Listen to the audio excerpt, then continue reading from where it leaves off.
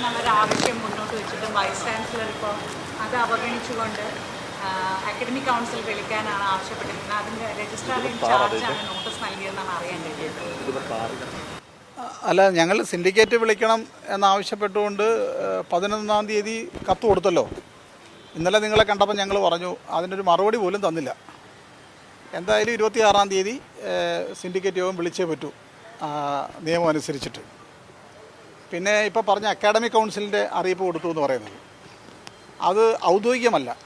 ആ അറിയിപ്പ് academic council വിളിച്ചു ചേർക്കേണ്ട ഔദ്യോഗിക ഫയല് അതിന്മേൽ തീരുമാനം എടുത്തിട്ടില്ല. അതിന്മേൽ ഡിസ്കസ് എന്നാണ് VC എഴുതിയിട്ടുള്ളത്, താൽക്കാലിക VC എഴുതിയിട്ടുള്ളത്. ആ ഫയലിന്മേലൊരു തീരുമാനം എടുത്തിട്ടില്ല. അത് പെൻഡിങ്ങിൽ കിടക്കുമ്പോഴാണ് വേറൊരു കത്തിലൂടെ ഒരു അക്കാഡമിക് കൗൺസിലിൻ്റെ അറിയിപ്പ് ഇപ്പോൾ പോയിരിക്കുന്നത്. അത് ഔദ്യോഗികമല്ല. അതിൽ തന്നെ ഒരുപാട് സംശയങ്ങളുണ്ട്. ഒന്ന്, രജിസ്ട്രാർ എന്ന പേരിൽ ഒരു കത്ത് പോയിട്ടുണ്ട്, രജിസ്ട്രാർ ഇൻചാർജ് എന്ന പേരിലും ഒരു കത്ത് പോയിട്ടുണ്ട്. അപ്പോൾ ഇതിൽ തന്നെ ഒരു ദുരൂഹതയുണ്ട്. കാരണം ഇതൊരു വ്യാജരേഖ ചമയ്ക്കലാണ്.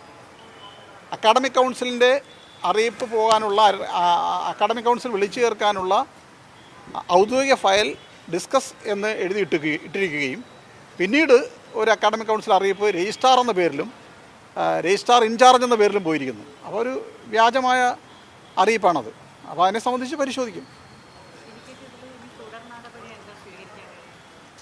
സിൻഡിക്കേറ്റ് എന്തായാലും ഞാൻ പറഞ്ഞല്ലോ, 26-ാം തീയതി വിളിച്ചു ചേർത്തേ പറ്റൂ. സിൻഡിക്കേറ്റ് വിളിച്ചു ചേർക്കണമെന്നാണ് ഞങ്ങളുടെ ആവശ്യം ഇപ്പോഴും വൈസ് ചാൻസലറോട്.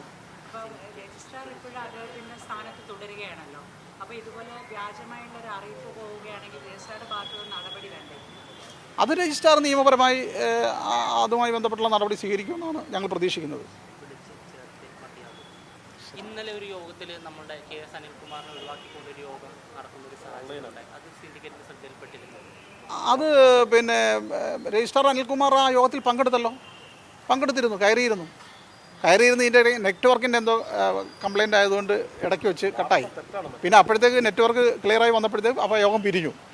ഇന്നലത്തെ യോഗത്തിൽ കയറിയിരുന്നു രജിസ്ട്രാർ KS അനിൽകുമാർ. ആണല്ലോ, ഔദ്യോഗികമായ പിന്നെ സർവകലാശാലയുടെ രജിസ്ട്രാർ ഡോക്ടർ KS അനിൽകുമാറാണ്. അദ്ദേഹം ഇന്നലെ ഗ്ലോബൽ അക്കാഡമിക്സിൻ്റെ മീറ്റിങ്ങിൽ ഓൺലൈനിൽ കയറി. നിങ്ങൾ രേഖകൾ പരിശോധിച്ചാൽ അറിയാം. ഇടയ്ക്ക് വെച്ച് നെറ്റ്വർക്ക് എന്തോ കംപ്ലയിൻ്റ് ആയപ്പോൾ പുറത്തു പോയി. വിളിക്കുന്ന യോഗത്തിന് നിയമസാധുത ഇല്ല എന്നാണോ പറയുന്നത്? ഉറപ്പല്ലേ, നിയമസാധുത ഇല്ലല്ലോ. ഇവിടെ ഔദ്യോഗിക രജിസ്ട്രാർ ഉണ്ടല്ലോ. അപ്പോൾ പിന്നെ എങ്ങനെയാണ് മറ്റൊരാൾ വിളിക്കുന്ന യോഗത്തിന് നിയമസാധുത വരുന്നത്? അതൊക്കെ നിയമത്തിൻ്റെ അടിസ്ഥാനത്തിൽ നമ്മൾ പരിശോധിച്ചാൽ മതി. അല്ല, അപ്പോൾ ഇങ്ങനെ ഒരു യോഗം ഇൻചാർജായ ഒരാൾ അധികാരമില്ലാതെ ഈ അക്കാദമിക് കൗൺസിലൊക്കെ വിളിക്കുമ്പോൾ അതിൽ നമ്മൾ തുടർ നടപടി എന്തെങ്കിലും സിൻഡിക്കേറ്റ് ചെയ്യാൻ ഉദ്ദേശിക്കുന്നത്? അത് ഞാൻ പറഞ്ഞല്ലോ, അത് ഇറക്കിയവർ തന്നെ അങ്ങ് തിരുത്തിയാൽ മതി. ഞാൻ പറഞ്ഞല്ലോ, വീണ്ടും ഞാൻ ആവർത്തിക്കുന്നില്ല. അത് അക്കാഡമിക് കൗൺസിൽ അറിയിപ്പ് പോകേണ്ടതിൻ്റെ ഔദ്യോഗിക ഫയല് ഡിസ്കസ് എന്ന് പറഞ്ഞ് VC വിട്ടിരിക്കുകയാണ്. ആ ഔദ്യോഗിക ഫയലിന്മേൽ അക്കാഡമിക് കൗൺസിൽ വിളിക്കുന്നതിന് തീരുമാനം എടുത്തിട്ടില്ല. വേറെ 2 അറിയിപ്പാണ് വന്നിരിക്കുന്നത്. ഒന്ന് രജിസ്ട്രാറിൻ്റെ പേരിലും ഒന്ന് ഇൻചാർജിൻ്റെ പേരിലും. ആരാണ് ഇത് ഇറക്കുന്നതെന്ന് ഇനി കണ്ടുപിടിക്കണം.